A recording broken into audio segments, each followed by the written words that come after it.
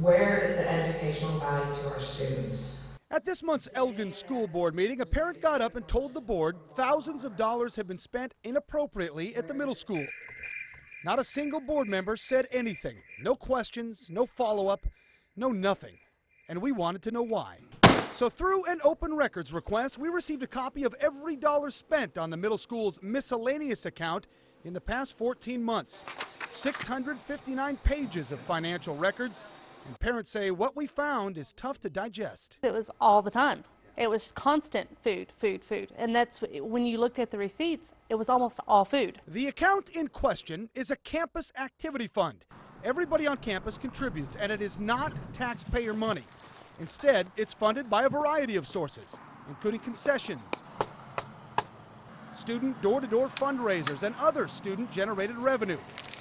And according to the district, the money is supposed to be used for the benefit of the students and shall be related to the educational purpose.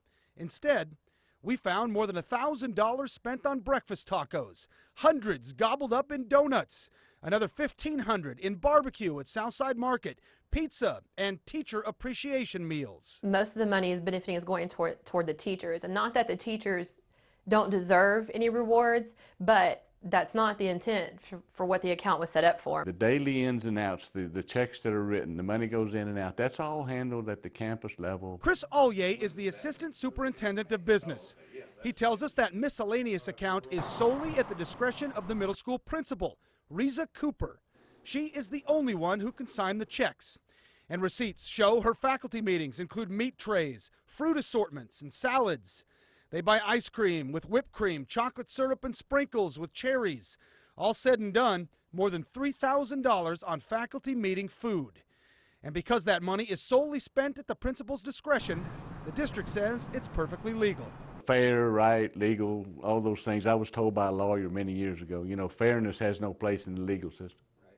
And apparently it's also okay to spend nearly $3,000 on catered holiday parties for the staff with that fundraising money, complete with $250 for the DJ.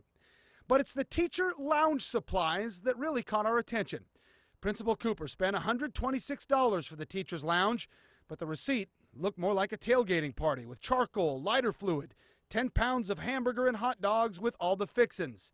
In fact, in 14 months of records, more than $1,300 was swallowed up in lounge supplies, which brings the grand total from that miscellaneous account to $10,299 spent by the principal on food for herself and for her staff. Parents say that has got to stop. It was barbecue stuff. I mean, that's not lounge supplies. That's nothing for the lounge. That's not Kleenexes, hand soap, anything that they would need in the lounge. That's a barbecue. The last time I checked, there wasn't a barbecue pit at the school. And the district says technically, faculty and staff eating all this food does benefit the students' education.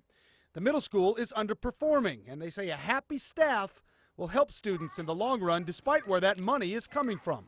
We had a consultant come in. They recommended that we have some morale building, some collaboration, get our teachers together, and you know, everybody knows that if you feed somebody, they're going to come. And the latest tool in that morale building, it seems, is the recent policy that requires students to wear an ID badge at all times.